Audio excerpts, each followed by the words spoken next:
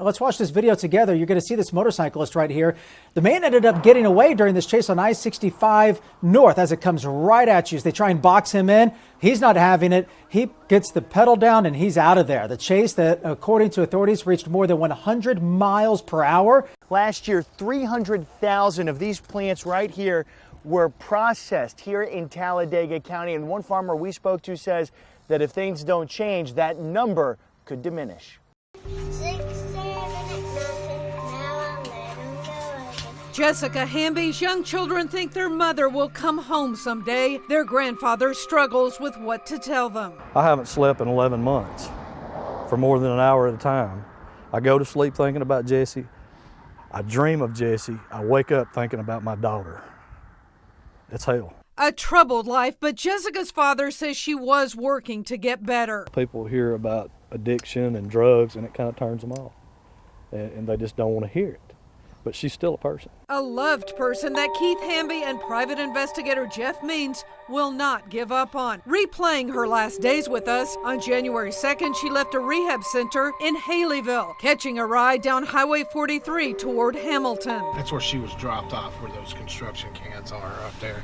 The construction trailer's now gone. From here, she rode with acquaintance Alicia Motes to Elgin Cochran Road. That is the Edwards residence. So that's the last place you know she was for sure at. That positive. Means says Jessica was last seen with Motes, her brother Derek, and Eric Edwards. The next morning on Facebook Messenger, Jessica writes, "Hey, they ain't gonna shoot me for walking." Then a call to Edwards, who is now in prison on drug charges. I mean, look at this place. Just look. Look how vast it is. I mean, that's miles and miles. She could be anywhere.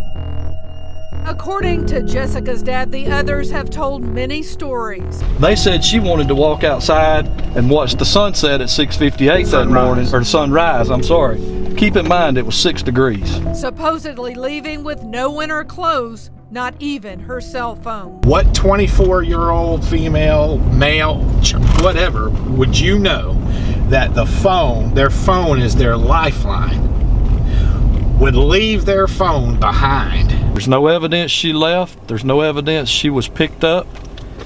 And there's sure not any evidence that she just walked away in 6-degree weather. Searches of the property have come up empty so far, but the digital trail of Jessica's phone cannot be erased. Running apps, Wi-Fi pings, data service, all hold details. 10 search warrants went out just last week. These guys are pit bulls, and they're not going to stop. The Alabama Bureau of Investigation confirms the stories from those with Jessica are not consistent. Lie detector tests indicate deception. We're just kind of hoping that somebody actually has a conscience. And answers for those Jessica left behind.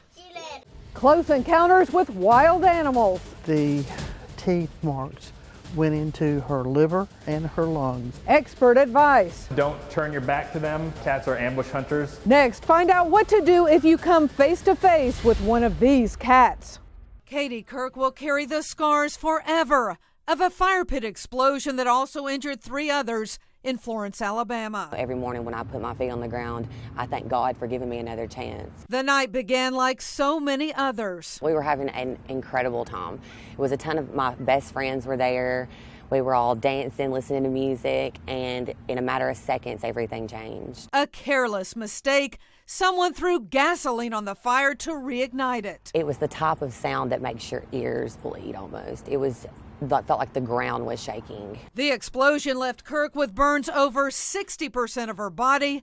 40+ surgeries would follow. And I've learned to grow to love my face.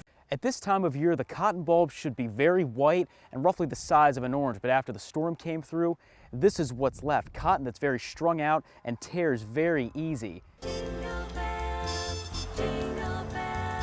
It's the most joyous, cheerful time of year.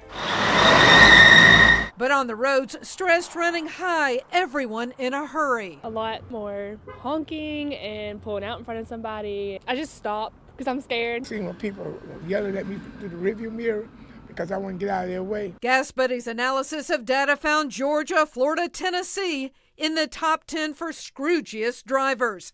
Alabama in at 21. We hopped a ride with Alabama State Trooper Corporal Steve Smith. Everybody's probably on a time crunch. Some in such a hurry they blew right past us. We're in a fully marked police trooper right here, and let's see how fast that guy just passes at 84 miles per hour. Another going nearly double the posted 40 miles per hour in a construction zone. And watch this car coming up on the inside. He'll probably try to shoot this gap. Aggressive drivers commit a combination of traffic offenses such as speeding, weaving in and out of traffic, changing lanes without signaling, blocking cars trying to pass, and tailgating. Turn your camera around backwards and you'll see that pickup truck just basically right on my bumper.